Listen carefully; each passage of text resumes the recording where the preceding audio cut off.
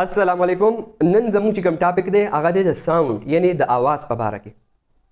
یعنی په ساينس کې به موږ आवाज څنګه ایکسپلین کوو، आवाज څه شی دی او आवाज پیدا کیږي څنګه.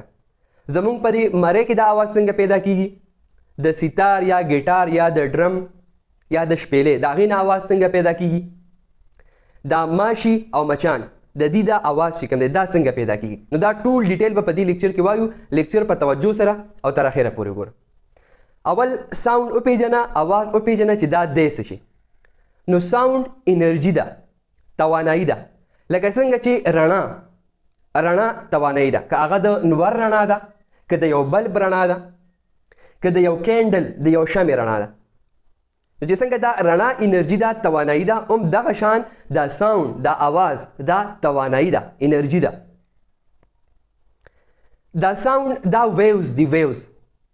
د ویوز یو آسان مثال در کومه چې پوه شي پې چې کله ولاړې اوبه او هغې ته ته کاڼي ولي، یو کاڼي ورته ارتاو کړي، نو د هغې نه به اوبه داسې غونته روانې شي که نه. لکه ګوره ته دې ډایګرام ته وګوره، اوبه به داسې روانې شي، چپه په چپه به روانې شي.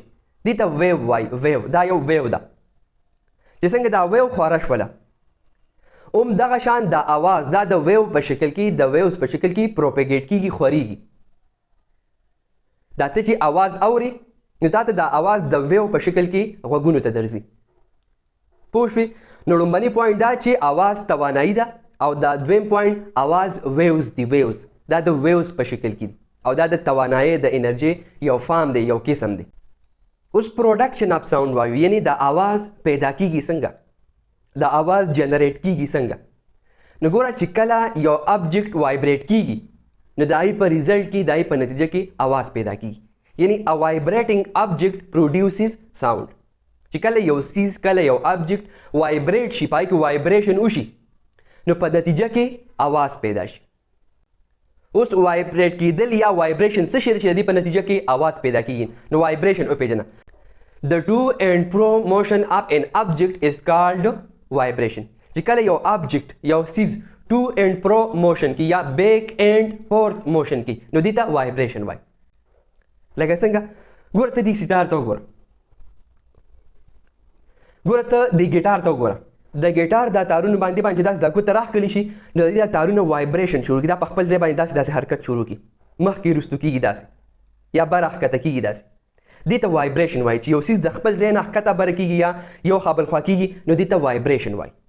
نو دې په نتیجه کې څه شي आवाज پیدا شي که نه. چې څنګه ته د ګیټار د تار له داسې حرکت ورکړي، هغه وایبریټ شي، نو هغه یو आवाज پیدا کړي، یو ټنګ غونته پیدا کړي که نه. دا شان دا ډرم دی، دا شان ډولکي دی. نو دې چې د دې هغه سټیک هغه لخته روبغېږي، نو دا आवाज پیدا کوي که نه. ځکه چې د دې کوم هغه پرده ده، د دې ډرم د دې دپاسه چې کوم پرده ده، هغې چې ته دا لخته روبغې نو هغه وایبریټ شي. چې هغه وایبریټ شي نو د وایبریشن په نتیجه کې د هغې نه आवाز پیدا شي. دا شان دا شپېلې ده. دې کې چې کله پوکي وهي نو هغه یو خاص طریقې سره د دې نه بیا څه کېږي، د هوا په مدد سره د دې نه आवाज پیدا کېږي. نو د دې مطلب دا شو چې کله یو ابجیکټ، کله یو سیز وایبریټ کیږي، په یو سیز کې وایبریشن پیدا کیږي، نو په ریزلټ کې به आवाज پیدا کیږي. یعنی دا आवाज د وایبریشن نه پیدا کیږي. پوه شوې تر دې ځای پورې؟ لکه ګوره زموږ په دې مره کې یو ځای دی، په دې ځای کې هغې ته ساوند باکس وایي. ساوند باکس ورته ځکه وایي دغه ځای کې आवाज پیدا کیږي. په دغه ځای کې ووکل کارډز دي، داسې پردې غونته لګېدلي دي او د هغې په منځ کې ځای دی. چې کله موږ ساه رابرکو یا مطلب आवाज پیدا کوو، یعنی کله خبرې کوو نو دا هوا په بره باندې راځي. چې هغه هوا په بره باندې راځي نو دلته چې کوم دا پردې دي هغه وایبریټ کوي. نو چې دا پردې وایبریټ کېږي هوا سره، چې کله موږ هوا بهر راوباسو نو هغې نه आवाज پیدا کېږي. او هغه आवाज له موږ بیا د خبرو شکل ورکو، یعنی د هغې نه خبرې جوړېږي. چې کله ژبه، غاښونه او دا خوله هغې سره کار وکړي نو د هغې نه یو خبرې د هغې نه جوړې شي. ټیک ده. خو دا आवाज پیدا کېږي په دې مرۍ کې، هغې ته ویلی شي ساوند باکس. په دې ساوند باکس کې پردې دي چې هغې نه مطلب زموږ د لنګز نه، د پیپلو نه، زموږ د پړپوس نه هوا راځي او دې پردو سره جنګېږي، نو دا وایبریټ کېږي او د هغې نه आवाज پیدا کېږي. ټیک ده. نو په دې طریقه زموږ دا आवाज پروډیوس کېږي، پیدا کېږي. دغه شان چې کوم ماسکیټو دی، یعنې ماش دی یا مچان دي، هاوس فلای ورته وایي، مچ ته هاوس فلای وایي. دې دا आवाज څنګه پیدا کړي؟ دا ماشي چې دی غوږ ته راشي څومره دی تنګوي، د دې هغه خپل आवाज دی. نو د دې دا आवाज د دې وزرو نه پیدا کېږي، د دې دا وزر یې داسې رپي، د دې دا وزر وایبریټ کېږي، د هغې نه دا आवाज د ماشي دا आवाज پیدا کېږي. ټیک ده. دا د خولې نه پیدا کېږي، د دې د وزرو نه پیدا کېږي. دا شان مچ چې کوم دی در باندې کینی مخ باندې غوږ خواته داسې تیر شي نو د دې خپل اواز دی، دغه اواز هم د دې وزرو نه پیدا کېږي، د دې د وزرې وایبریټ کېږي، په دې کې وایبریشن پیدا شي او د هغې نه اواز پیدا شي. پوه شوې تر دې ځای پورې؟ اوس زه تا ته یو تجربه در کومه، دا یو اکټیویټي در کومه، دا به وکړي. ګوره کور کې در کره سپیکرې د اواز لپاره سپیکرې ني چې بنده لیپټاپ ته یا کمپیوټر ته لګولي، به واخلي او دا سپیکر به داسې الټه کې، مطلب چې دا سپیکر د پاسه شي او د دې د پاسه به دا شګه واچي، شګه. ټیک ده؟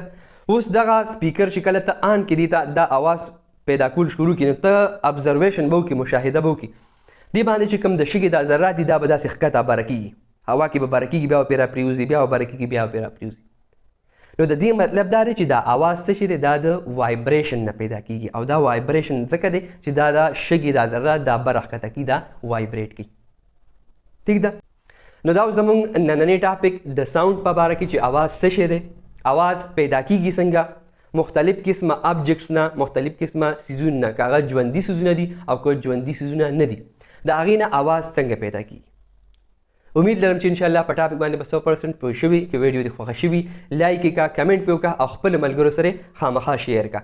او که ته زموږ په چینل باندې نه وي او تر اوسه پورې تا چینل نه سبسکرایب کړي نو چینل سبسکرایب کړه، خوا کې د غنټې هغه نشان هم دباو کړه، ځکه چې کله هم نوې لیکچرز اپلوډ کېږي نو اول نوټیفیکیشن به تا ته راځي.